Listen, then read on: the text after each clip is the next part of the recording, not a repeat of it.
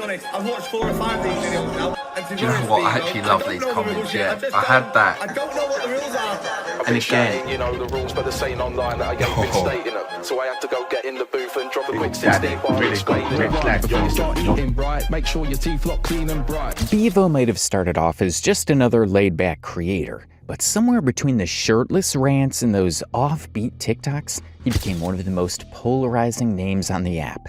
Chest trying to steal my girl, that ain't gonna end so well. From being accused of emotional manipulation to cheating for views, and even gobbling down food for content, Bivo's name has been dragged through more mess than most creators see in a lifetime. But the crazy part is that he's still standing, still posting, and somehow still growing. So how did it all get this intense? Where did it really start? And are people just hating? Or is there real fire behind all this smoke? Let's break down every single controversy that turned Bivo from funny to flat-out divisive. But how did we even get here? Was this the plan from the start?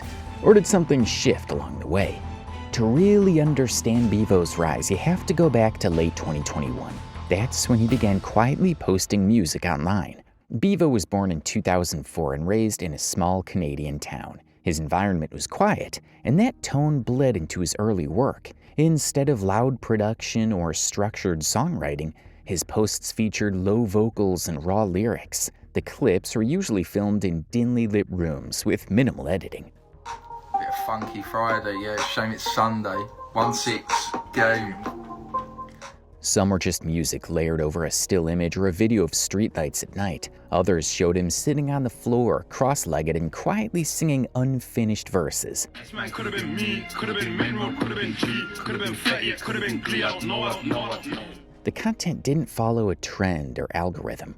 There were no captions begging for likes, no challenges and no cross-promotions. Still, there was a clear identity forming. Bivo's posts carried a consistent mood, melancholic, minimal, and reflective. His voice was restrained. His lyrics focused on late-night thoughts, regret, loneliness, and emotional uncertainty. And no, I'm not cutting my hair. Fuck off.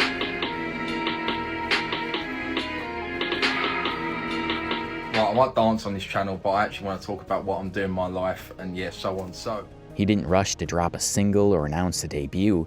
Instead, he continued sharing fragments, unfinished songs, vocal loops, and isolated verses. Some clips revisited the same lyrical idea multiple times, gradually refining it. Panic dash. You would arrive with batches. Whack, whack, whack. Verse. Fuck it.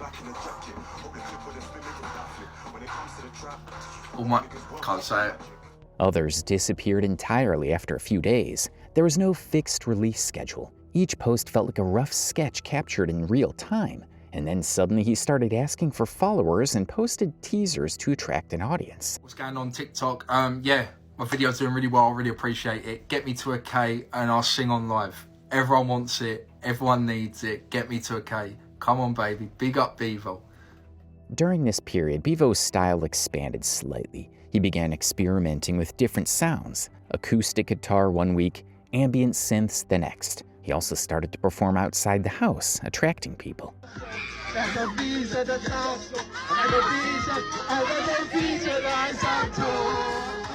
Despite the variation, the emotional tone stayed the same. The tracks remained slow, stripped down, and deeply introspective. His music rarely included drums or sharp transitions. Most of it felt like something recorded at 3 a.m., a mix of rap, parody, and personality-driven hype.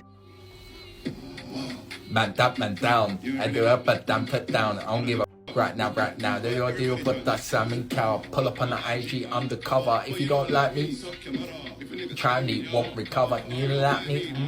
But he started to provide links in his bio for audiences who wanted to directly access him or have him sing them a song. What's happening? Yeah, just wanted to say that I'm now on Cameo, so if you want a personal message, you want me to sing a song, literally, link is in the bio. Yeah, head over to my Cameo. I'll do your personal message. A bit of last as everyone loves. And yeah, if you want your song sung, I can sing you a song. Previously, his song House of Fraser had started circulating widely. Its tune was catchy, and it garnered thousands of views quickly. Hey, what? All it takes is some big tune. Not trying to beat a goon and fed dreads. People loved it, and later that year, the first batch of his songs was released to streaming platforms. They were uploaded independently without label support or playlist placement. The titles and covers were minimal, and the song length stayed under 3 minutes. Within a few months, they had collected a modest but steady stream of counts. Through all of this, Bivo kept hyping his profile. He promoted his releases with teaser campaigns. He used to perform wherever he got the chance and get views.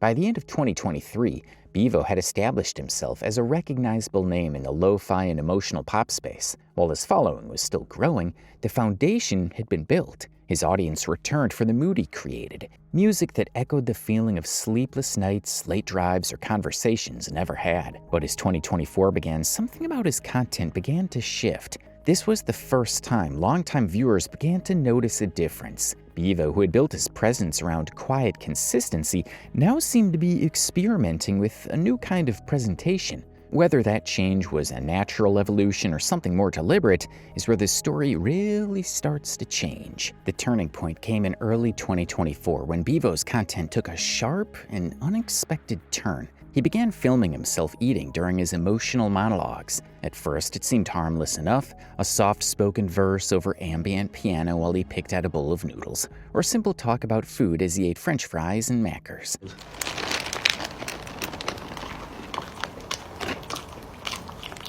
But the format escalated quickly. By February, nearly every new post featured food in some way, always carefully styled, always paired with a sad topic, and always hitting the algorithm during peak watch hours.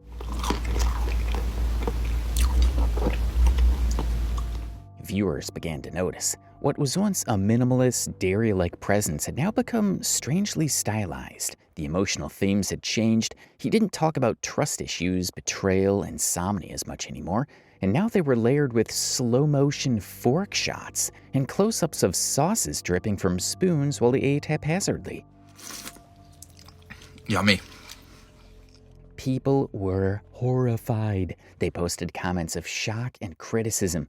But Bivo was just starting. In no time, Bivo released a song of his own, counting down all the rules of eating that he was going to apply when starting to eat on his channel. He told the viewers he was going to abide by these, which consisted of things like the bigger the chips and swallowing without chewing. Food reviews is make sure that you don't chew your food. True say that you might choke and die, but you gotta do what you gotta do for views. Rule 3 is big up the chips, big up the burger, big up the dips, big up the wings and big up the strips, big up anything that passes your lips. Whenever he recorded videos next, he was careful not to chew his food, but directly swallow it without giving a bother about how gross or crude it looked. He constantly repeated the rules, which annoyed his viewers a lot, but it was gaining traction, so it was a win for him at the expense of his health. Dinner! Chip shop dinner, Friday, you know the rules. All the chip shop videos tend to do well. Big up Crispy Cod, Karen V, my hair is a mess, I've had it cut. Big up the barber, Alan. But yeah, let's get straight into it. Big up the potatoes, big up the Irish. We won't big up the planes this time, I do apologise for that, but we're freaky Japan. Dinner, you know the rules. We're in Hard Rock, Hollywood. Listen, big up LA, big up Bivo, big up Sophia. Chewing looked difficult, but swallowing was even more difficult. More than once, he nearly choked and coughed up food while eating, leaving everyone surprised at the extent he would go to promote his content. Oh.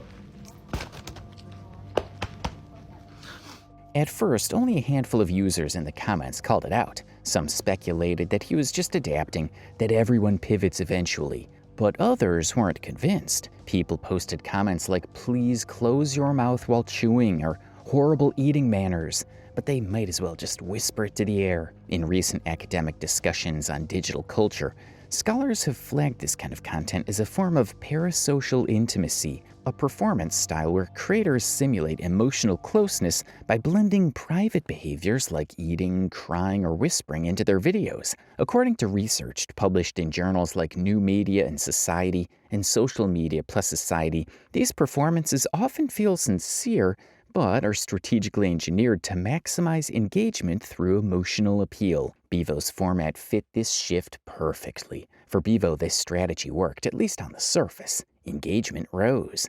Brand interest grew. He was now being included in mood-based influencer compilations and emerging creator analytics lists. But that momentum came at a cost. The controversy deepened when followers pointed out a strange thing in his room, as well as on the shirt he was wearing at the time while eating. He seemed unconcerned about the fact that Blazers had been boldly typed on his front shirt, which was the name of a Canadian company. As if that wasn't enough, the pictures on his room's walls told the same story.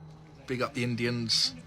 Big up the Santa. You can't get this in England. You can't get this in India. Fans went crazy in the comments as usual. All of them were questioning about the scenario, but there was no response. Many posted comments, some confused, others angry, and many frustrated at being left unread. So for many, the shift felt deceptive. It was that the entire performance had gradually turned into a controversy for attention, and no one had been told. Public trust began to erode with everything he was doing for fame and attention. Platforms like Reddit and Discord saw surges in threads dissecting his intentions. The focus wasn't on cancellation, it was disillusionment. His core community, built around the idea of emotional transparency, now felt that they had unknowingly participated in a performance optimized for views and brand engagement. People weren't angry that he got paid, they were unsettled by how seamlessly this sadness had become marketable. Bivo never addressed the criticism directly. There was no apology, no clarifying post,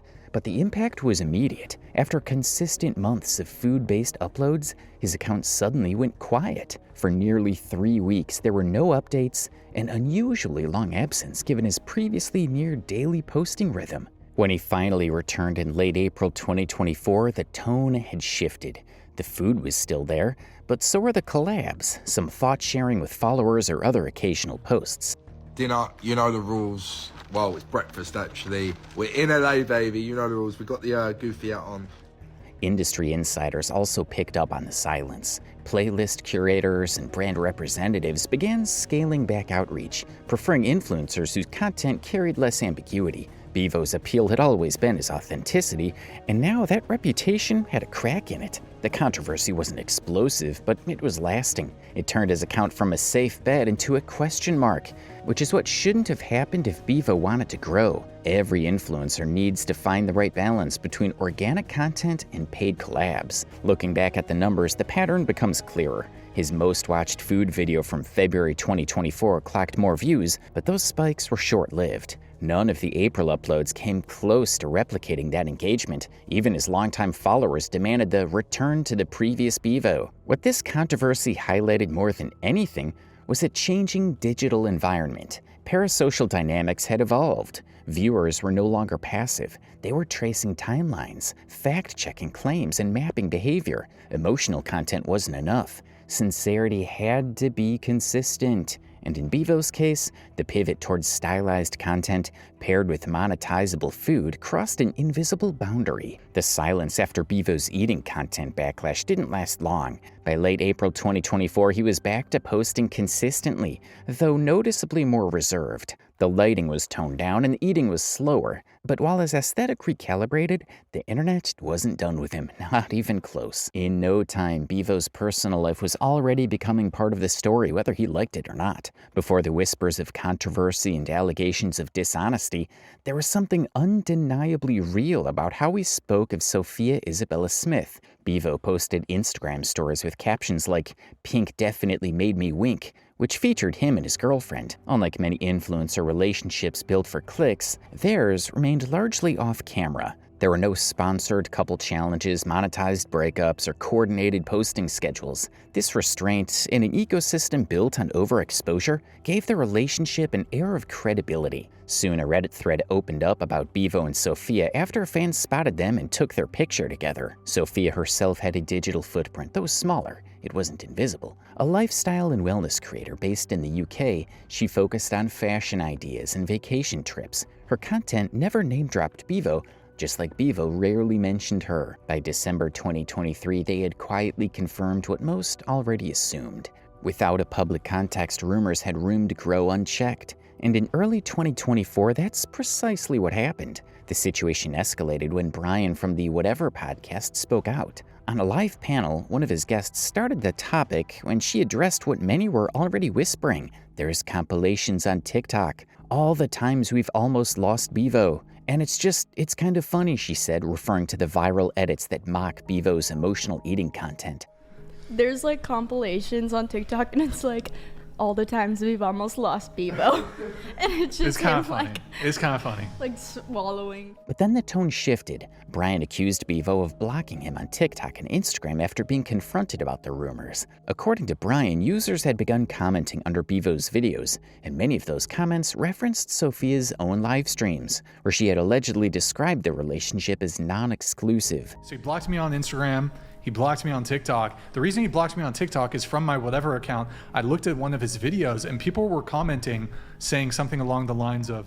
Brian also pointed to her OnlyFans bio, which listed BBG or BBBG content, shorthand typically meaning scenes involving multiple male partners, as further evidence that the relationship had never been monogamous. Why did he block me? Brian asked rhetorically. Because I was trying to get some details. On air, the podcast crew then posed a pointed question to the panel. If your partner is filming explicit content with other people you're claiming loyalty and exclusivity, is that betrayal or consent? The person who you claimed you cared about the most in the world, in this case you're a male, and this was a female, and you allowed other men to have with this female who you claimed you valued more than anything else. Would that man be a... The conversation turned crude, but the damage was done. Even if unconfirmed, the optics were messy.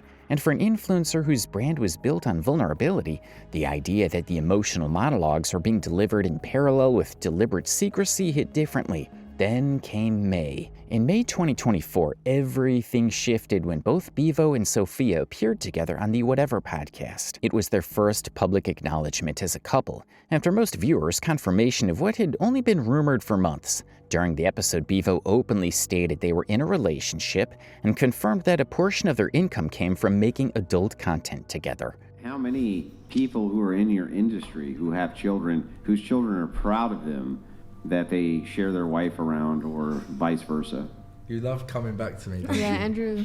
Well, the question was directed at you. Andrew, The brother, big listen. God. Go to church The on question go was to church on directed Sunday. at you, Brandon. Go to church on Sunday. Do your praying. Be your slave, and let's carry on. Because I'm tired. I'm jet lagged. Listen, and I'm saying this once, and we're cracking on.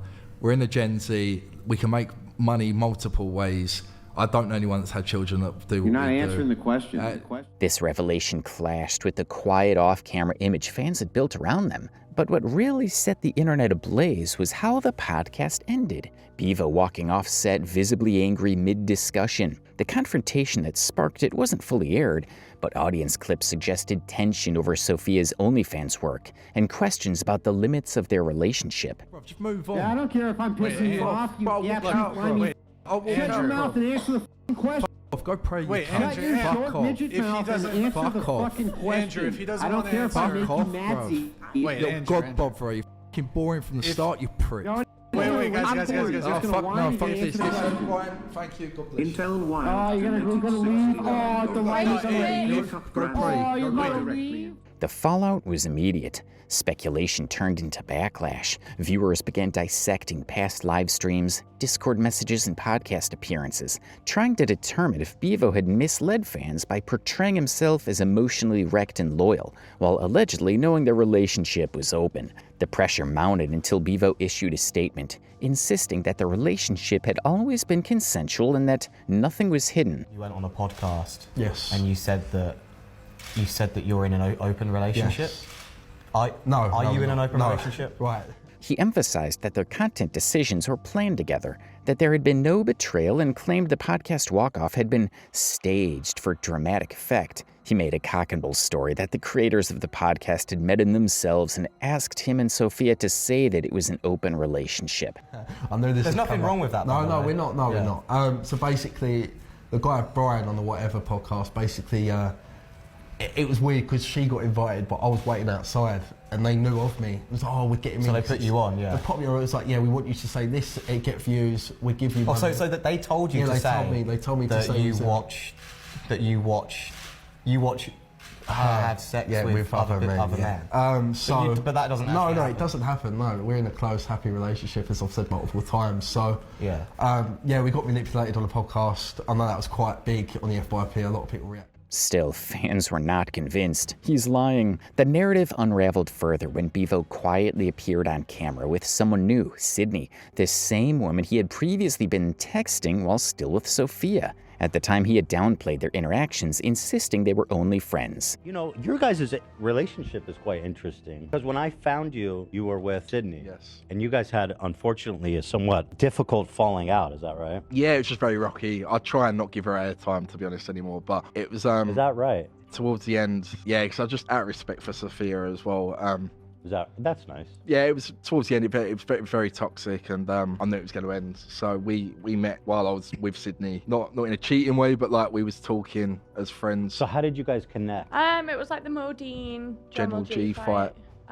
You met at the fight? Yeah. Wait, was that the crazy fight in that small boxing? Yeah. You guys have met there? How'd you guys meet in that chaos? I think we both just got invited down, and then we just spoke from there. He was chatting to Holly, who's one of my friends, and then we just kind of... Are you going for Holly? No. Just in a friendly way, just chatting to people, networking. Yeah, I understand. You got to network. And then as soon as all that drama happened, you came around and just chilled really with me and Holly. And then you came around, and then we did a funny picture, and went from there. Wait, I know the photo you're talking about where you were in like some kind of lingerie or something. So wait, you guys were not involved romantically when you took that photo? No, so we weren't together, but we was chatting. If that we was in the talking stages. Now, within weeks of denying any wrongdoing, he had effectively replaced Sophia with Sydney. The internet's skepticism only deepened. Accusations of emotional manipulation and timeline inconsistencies resurfaced. And then Sydney began speaking out. She claimed that Bivo had love-bombed her after his breakup with Sophia, only to quickly fall into the same pattern of secrecy and mixed signals. In a now viral H3 podcast appearance, Sydney accused Bivo of not just cheating, but of crossing boundaries with someone she referred to as her 6-year-old friend. What happened last night with Shannon and Bivo, obviously I'm sure you've all seen it. I'll add a clip in here if you haven't. Oh boy, she's got receipts. Oh, Beavs. Leave it to Bivo. Listen, her friend and her boyfriend, that sucks. That does suck. So, they was getting very close, flirting on live. Don't really understand it, but obviously should have known. The girl's been around the app more times than God knows what. It's just a bit mad. Like, I've known the girl 6 years. While the context remained unclear, the phrase appeared to reference someone she had known since childhood. Not a minor, the backlash was swift and unforgiving. Sydney detailed how uncomfortable she felt with Bivo's overly friendly behavior toward the person and alleged that it was one of the many red flags that led to her to end things. I don't know whether he thought, oh, I forgave him one, let me do it again and she'll forgive me. Not quite sure what his thought process was during this. I don't think there's a lot going on in his mind there. Not a ton. Sweetheart.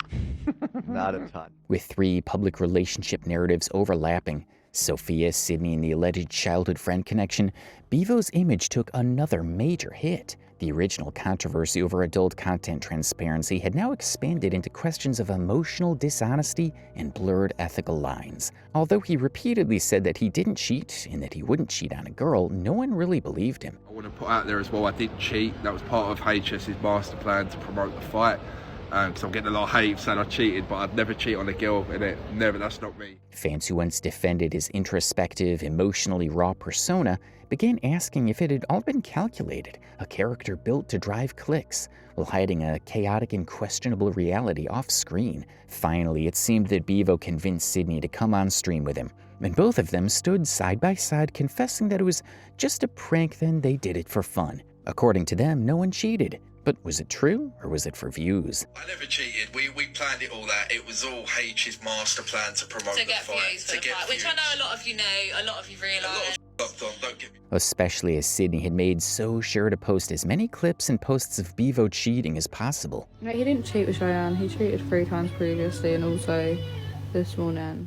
Research backs up what Bivo was quietly doing, though. the pressure of staying relevant online can really take a toll. A 2024 study in digital health found that influencers who spend over 5 hours a day online often experience burnout, anxiety, and emotional detachment, even when they're earning well. Around this time, Bivo seemed stuck in that exact loop. His content kept coming, but it felt forced. His creativity drained, emotionally all over the place, and visibly losing connection with the audience that once hyped him up. The likes were still there, but the validation wasn't. What used to feel exciting now felt like a slow, invisible collapse. The story didn't end with this controversy. In fact, for Bivo, things only got worse. Since the time on the Whatever podcast, people had scrutinized him the hardest, and his viewers and sponsors were falling sharply. According to him, TikTok has ruined my life a little bit. My time has come. He continually apologized for what he had done, and also commented that his girlfriend was not happy with him because he was suddenly broke and had no money.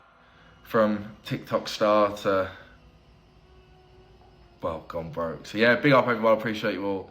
It's been quite humbling. I do apologise again, it's my fault.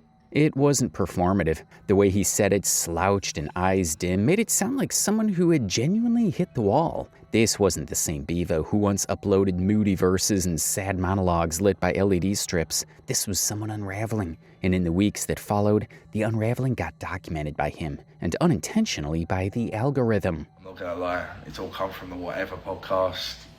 Lying, trying to make a character, trying to be like these other influencers. And it's all backfired. It is all backfired. I've beefed the wrong people. My relationship is rocky now because I'm not earning money.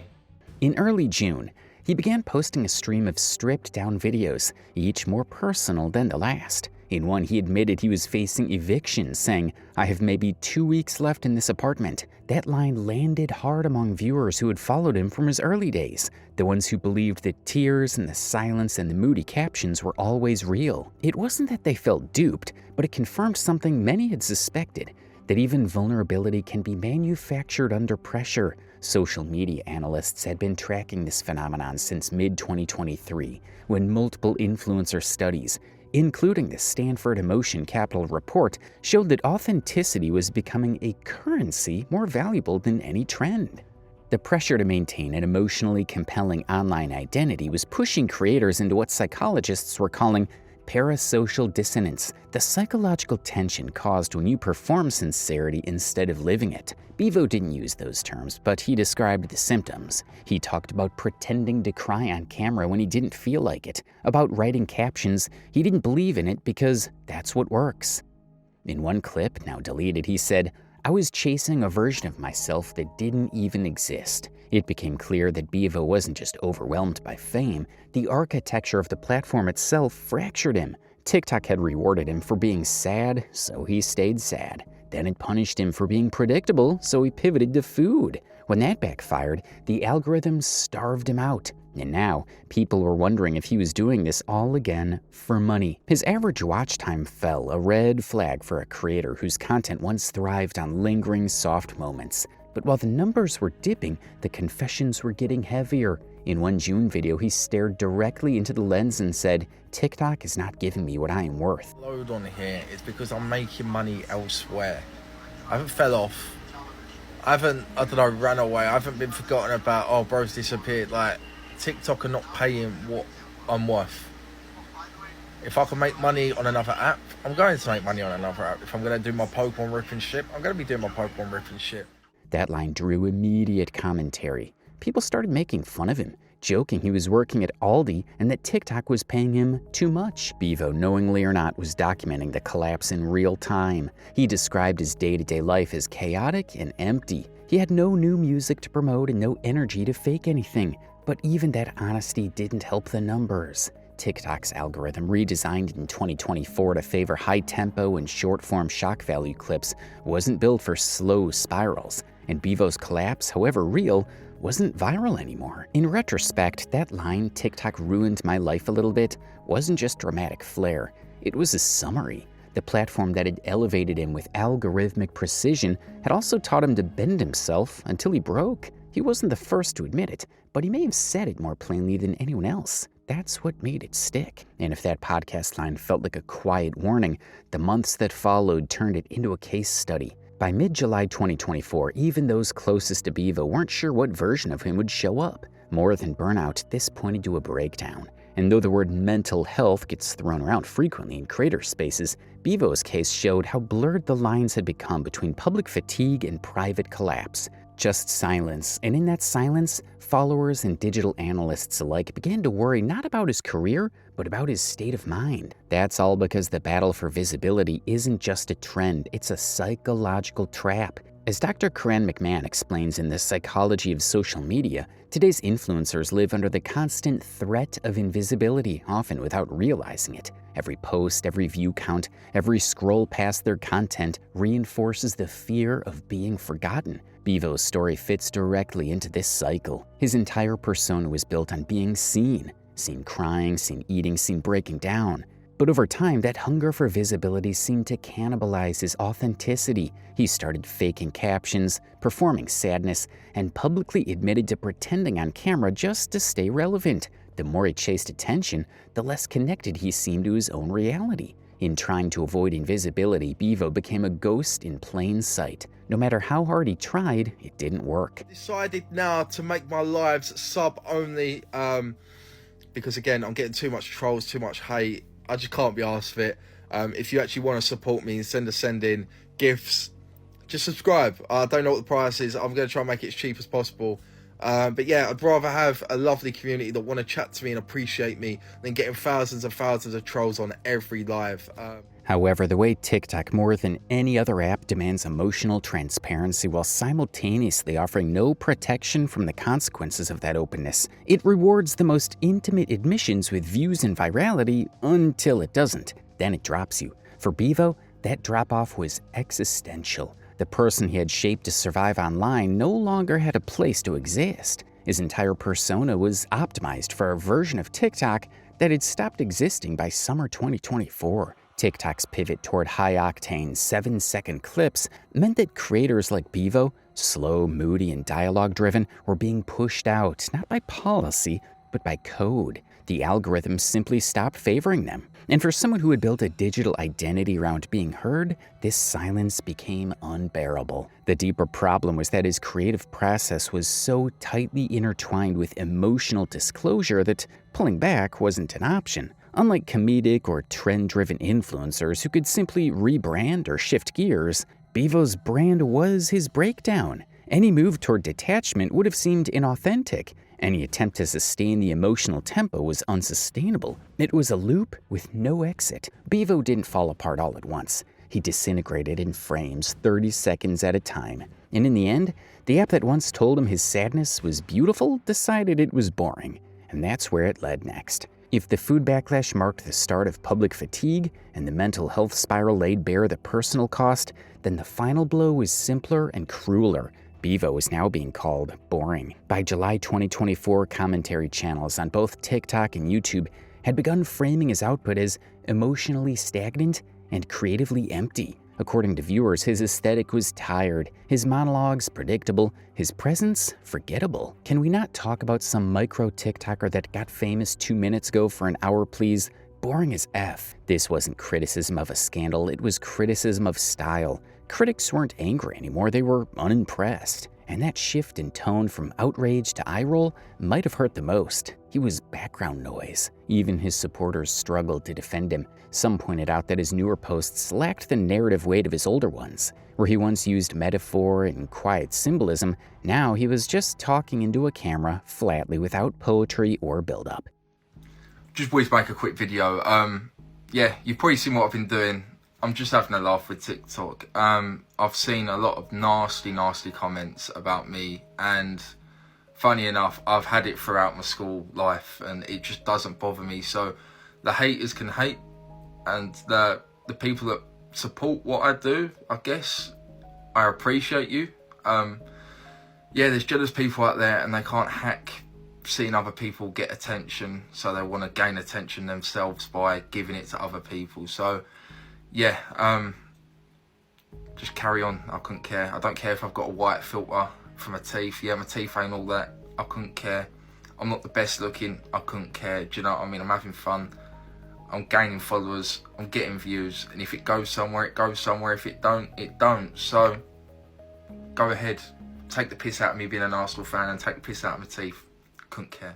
This wasn't unique to Bivo. Digital fatigue is a documented phenomenon where creators overexpose a specific emotion or aesthetic, leading audiences to disengage. In a 2024 report by the University of Amsterdam's Digital Persona Lab, researchers found that creators who build their brands around melancholy or sincerity often face empathy depletion from audiences after 9 to 12 months. In other words, the more often you're sad online, the less people care. Bivo's pace fit that timeline. His rise was slow and poetic, his middle phase chaotic and defensive, and by the time July rolled around, viewers had hit emotional burnout. The quiet sadness that once felt raw now came off as a lazy content strategy. It was the influencer version of saying the same line too many times in a movie, it just stopped landing. And when the internet senses weakness, it doesn't scroll past, it capitalizes. Bivo, during the unraveling stretch between February and July 2024, began surfacing more frequently on podcasts,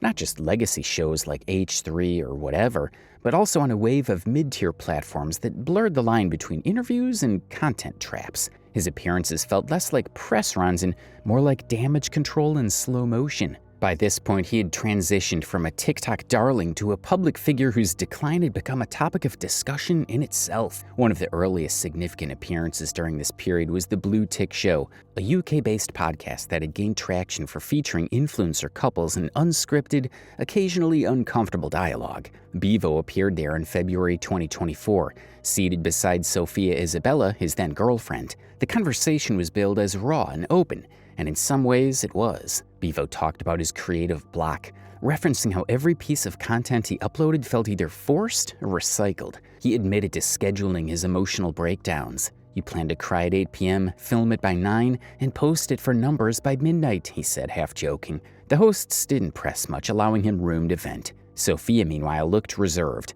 only occasionally interjecting to shift topics toward lighter fare like travel and fashion. But there was an awkwardness. The comments picked up on it immediately, suggesting rift that neither of them acknowledged on camera. Trendy 1 minute, next thing you're not. So I was worried. I had to move back home. I had a bit of a depression stage where I just thought, I should carry on with TikTok no more. And then my pal Aggie said, look, TikTok are paying more money now on the views. Get back on it. By April, Bivo returned to the Blue Tick Show for episode 116. The tone was noticeably darker. He arrived wearing a black t-shirt, and even though Sophia was sitting with him, they seemed distant. He mentioned his finances being weird right now and confessed he no longer knew what his content was for. Again, I had this, and I don't want to talk too much on it, but the people I was rolling with like a year ago, like, started giving me like recently, and I'm like, look, I've moved on. Do you know what I mean? I've got like my girlfriend, like wife to be, and we've moved to Manchester. Do you know? On the Screen Rot podcast, episode 18, Bivo, hosts Jacob and Jake dedicated an entire segment to unpacking the enigma of Bivo. In this tighter, more focused episode, they broke down how his rise was about emotional pacing, digital timing, and the cultural thirst for spectacle. They explored how Bivo's monologues, once delivered while eating or crying, became artifacts of a larger content culture obsessed with authenticity no matter how messy. The hosts didn't hold back,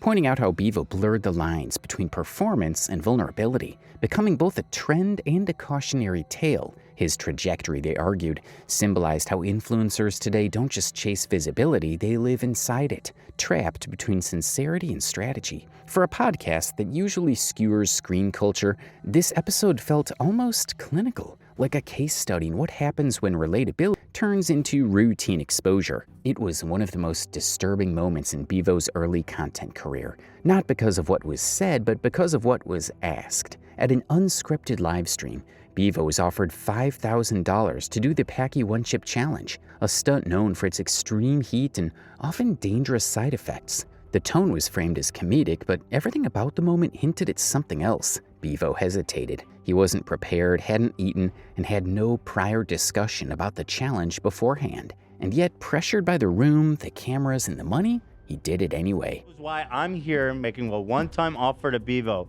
for $5,000. Oh my God, give me a break. I'll eat it for $5,000. Actually, I feel bad even. I'm gonna offer so much money that you'll do it, but I'm gonna feel so bad because it does suck. The chip itself isn't a gimmick for the weak. Manufactured with Carolina Reaper and scorpion peppers, it regularly causes vomiting, fainting, or worse. Several hospitalizations linked to the chip were already documented by late 2023. One incident involving a Massachusetts teenager made national headlines, where the chip was suspected to be a contributing factor in a cardiac episode. Despite this, influencers kept using it for content shock value, often exploiting less established creators to carry the health risk in exchange for attention or cash. Bivo was already on edge before the challenge began. The stream had gone on for hours. His demeanor, slouched posture, dry responses, and visible fatigue suggested burnout. But when the offer was made, his expression flickered. He laughed, but it was tight. Not joy, not anticipation, just cornered acceptance. Is that good? What's that? Sorry, say that again. 4,000 pounds almost. Okay. 4,000 pounds. But dude, okay, hold on. Again, this is really, it sucks. It sucks bad. What do I get? But you've eaten Nando's. Do I get milk? Yeah, do we have milk, Sam? Sam might be downstairs. That's what we even got. With no safety protocol, water immediately on hand, and no discussion of health status, he bit into the chip live in front of thousands. Within seconds, the pain hit. His face flushed, his hands trembled, and he began coughing uncontrollably. Yeah, here, just wipe your fingers off in case you start wiping things. You got it. Yeah, here, just got it. Get your fingers real good, trust me. You did it. Okay, so you swallowed it. The people around him weren't concerned a lot. One offered milk after he started gasping. For nearly 5 full minutes, Bivo writhed in discomfort while the group looked at his reaction. The money was never even shown. There was no transfer confirmation or signed agreement, but a verbal $5,000 promise was made in the middle of a stream. And once the moment was over, the stream moved on. So did the people around him. How painful is it on 1 to 10? 10. You can't speak. I've been there, my friend. I'm trying to see how long I can last without drinking. Oh, you're doing the challenge. Let's go. No problem. Beavo's going for it. Go. This is the real challenge. Oh, boy. In post-event commentary, users began pulling clips of that stream and dissecting the moment. Several TikTok creators noted Bivo's visible distress, particularly when he attempted to step out of the camera frame and was called back on mic. Others noted that the same stream featured other creators eating the chip in exchange for far less or nothing at all, raising questions about who was actually getting paid and whether the challenge was set up at Bivo's expense. The bigger issue wasn't the chip itself, it was what it revealed. At that point in his career, Bivo was already showing signs of being overexposed. From podcast appearances where he was made the butt of the joke, to TikTok challenges where he clearly looked uncomfortable, he was becoming less of a creator and more of a spectacle, and the hot chip moment solidified that. It wasn't at all what he planned. It wasn't part of a larger collab. It was a test of how far he'd go for attention, money, or both. And it backfired, not in reach, but in tone. After the stream ended, Bivo didn't post about the moment. He didn't reference the chip or the money. There was no TikTok clip of the challenge from his end, no follow-up comment on whether he was okay. But then there's no confirmed evidence that Bivo ever received the promised $5K. Attempts by independent creators to track down the payment trail or verify the payout were unsuccessful. What's clear is that the Hot Chip Challenge marked a shift. After that moment, Bivo's content became more withdrawn from podcasts and focused on his own food clips. He appeared less frequently on live streams hosted by others. It wasn't a scandal in the traditional sense, but it was a turning point for his audience, who could now see the power dynamics in his content more clearly. A creator clearly struggling with boundaries had been put in physical distress for a cheap laugh and a vague promise, and nobody intervened. Years from now, when people look back at Bivo's early career, the hot chip moment may not be the most viral, but it'll likely be the most symbolic. It encapsulated everything that was already fraying: the loss of autonomy, the cost of performative suffering, and the dangerous gap between influencer visibility and actual support. It wasn't a joke, it was a warning, and many missed it in real time. Then came one of the strangest accusations yet: crypto. Bivo was reportedly trying to take off financially because TikTok wasn't working in his favor for a long time. Hey guys, listen, TikTok Live has changed my life. I've gone from a demolition site to going live and making triple of what I earn every week. Now I'm in the Pokemon scene, living life, traveling the world, all from TikTok live. So big up TikTok. Listen, there's a little box here. If you want to go live with me, I'm going live very soon. Make sure to get on live, change your life right now, and yeah, let's make it happen. Going to be battling everyone that clicks this link. See you there. See you on the battleground. Let's make some money together. Cheers!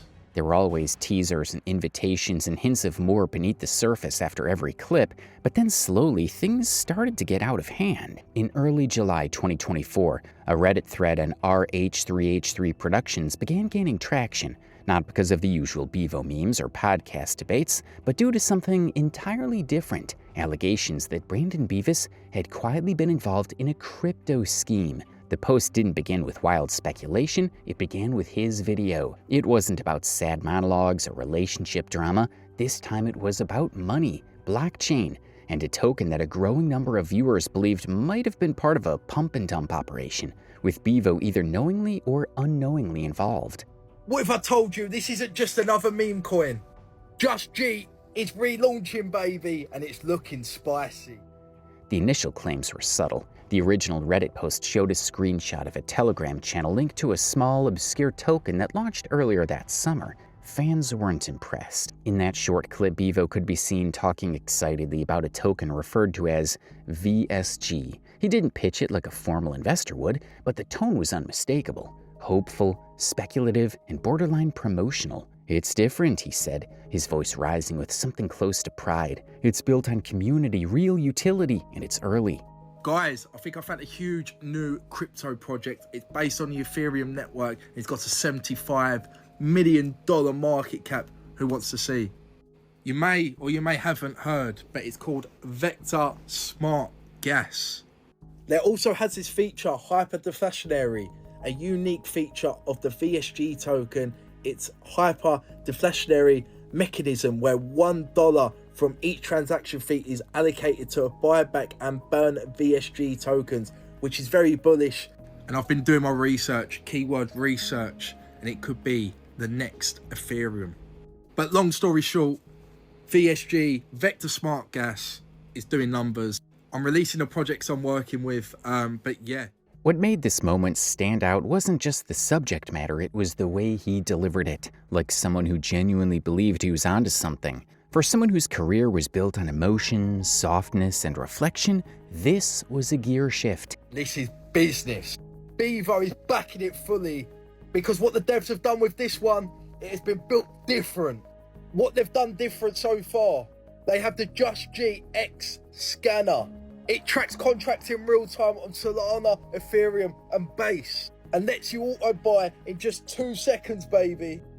He spoke about tokenomics, hinted that he was in early, and even joked about how everyone would regret not listening when it eventually mooned. While some fans dismissed it as trolling or satire, others weren't so sure. His phrasing, "you're either in or watching," didn't feel like a parody, but a launch. Guys, could you imagine if you had a tool that lets you buy Trump coin 2 seconds after launch? Now imagine that tool does exist, and it is Just G Scanner. It scans Sol, Ethereum, and Base in real time and auto buys contracts instantly. What fueled the controversy further was the YouTube video that surfaced shortly after, uploaded by a micro commentary channel. In their video, they broke down wallet movements linked to the token in question, blaming another individual alongside Bivo for the rug pull scam. Bivo, known on social media platforms, has been accused of participating in a cryptocurrency scam involving the SNIFF coin. According to posts on X, there are claims that Bivo, along with another individual named Tom Birchie, might have engaged in a rug pull scam with this meme coin. The content wasn't branded or sponsored, which made it harder to track officially. However, the video dug deeper and noticed that a significant supply, around 60%, had been transferred to multiple wallets. It wasn't definitive proof, but it was more than enough for online detectives to connect the dots. The accusations suggest that they secured a significant portion of the coin's total supply, around 60%, which they then dispersed into multiple wallets, potentially to dump on unsuspecting investors. The term Bivo coins started spreading on TikTok and Reddit like wildfire, even though there was no official coin by that name. Some believed he was just a pawn in a larger scheme. Others thought it was a total scam, while a few theories said that he partnered off-platform with a group of anonymous devs and that his cryptic content was meant to build hype without leaving a digital trail that would count as formal promotion. But all the same, Bivo wasn't backing down. Bivo here, you know the rules. I just wanted to come on TikTok and basically say about this meme coin that I've found. I've been trying to research and do some digging on certain coins lately because we all know the market's gone mad. Then came the silence. Bivo made no direct comment. He didn't go live to explain. He didn't reference it vaguely like he often did with other criticisms. His uploads remained the same throughout, as if nothing had happened. But the fact that no denial was ever posted officially only deepened the suspicion. This wasn't a one-day controversy. For weeks, the speculation hovered in niche pockets of the internet. The RH3H3 Productions subreddit would bring it up again every few days. TikTok users began asking crypto-related questions in his live streams. To be fair, there is no publicly available documentation proving Bivo launched a token, accepted crypto funds, or intentionally promoted a scam.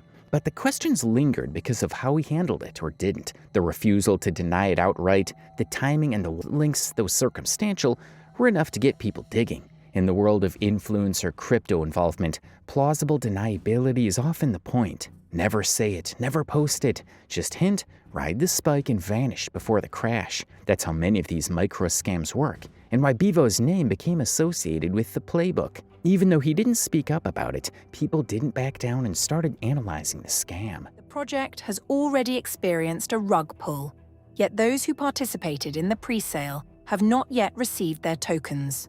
Allegedly, the team began selling their holdings even before the distribution of tokens to pre-sale investors. This is the account of how pre-sale participants inadvertently contributed to the drastic dip of the chart. It wasn't just about legality, it was about loyalty. A fan base that had watched someone break down on camera, cry in parking lots, admit to cheating, claim heartbreak and housing insecurity, was now asking itself whether all of it was part of a longer strategic play. That's why the crypto allegations cut differently. They weren't just a new drama, they reframed all the old ones. Was the vulnerability real, or was it marketing? Was Bivo the victim of internet culture, or was he steering it to make quiet exits before the next backlash hit? Fans weren't holding back the questions, nor the harsh comments. To this day, no platform has taken action. No influencer watchdog has publicly called Bivo out, possibly because the story existed only in the web of speculative evidence, not formal promotion. But that ambiguity has become the story itself. If the crypto theory were false, Bivo could have cleared it in a sentence. The fact that he didn't has left the internet to fill in the gaps. And when it comes to Bivo, that's becoming a pattern all on its own. It's hard to pinpoint exactly where Bivo stands today. Not because he's disappeared, but because his presence is so fragmented. One day he's on a podcast trying to sound reflective, and the next he's posting another TikTok that swings between vulnerable and chaotic. After surviving multiple waves of backlash,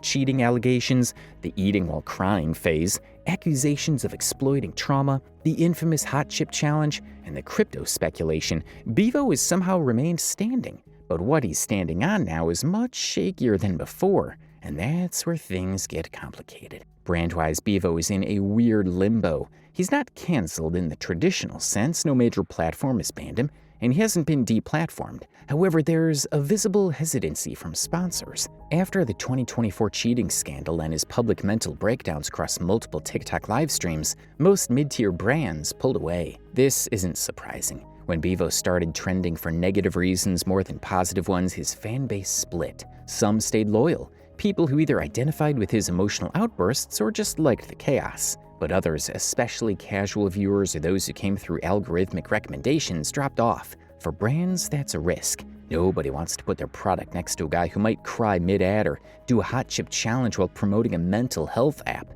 Still, Bivo hasn't stopped trying. He goes for collabs and anything that'll get him more views. Around early 2025, he attempted to rebrand. Not with an apology video or a full wipe of his past content, but with what felt like a gradual image pivot. Instead of trauma dumping live, he started doing slightly more structured content. One standout example was his sudden push of a teeth whitening product. It wasn't a full-blown ad at first, just a close-up video in good lighting, his caption tagged to a whitening brand. But fans caught on instantly.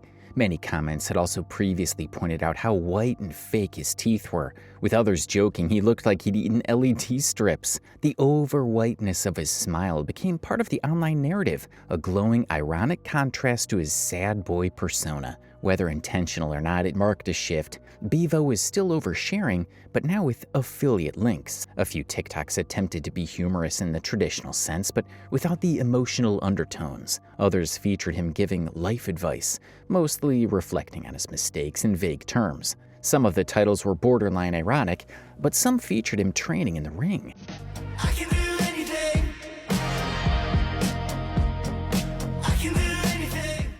What's clear is that Bivo knows he can't fully escape his past. He doesn't try to delete old videos or pretend nothing happened. He just layers new content on top, hoping something sticks better. This strategy's had mixed results. His follower count is still high, but his engagement fluctuates wildly. Some videos go viral, others flop. Comment sections swing between support, trolling, and people asking, why is he still here? As of mid-2025, a few underground podcasts and niche YouTubers have started referencing Bivo as the guy who accidentally speedran influencer burnout. It's not wrong. His trajectory from rise to emotionally raw content to controversy pileup and now to semi-self-aware rebuilding mirrors the rise and fall arc that used to take 5 years.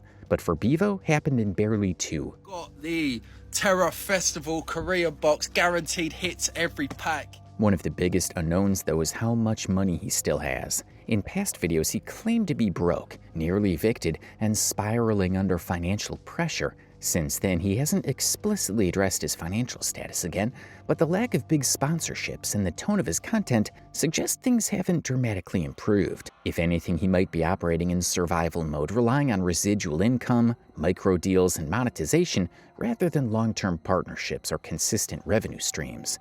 So, what now? Bivo isn't trending like before. He's not in constant drama anymore, but he's also not making mainstream waves. He exists in that gray zone where people recognize the name, remember the controversies, but don't always care to follow the updates. For some creators, that's the death of relevance. For Bivo, it might be breathing room.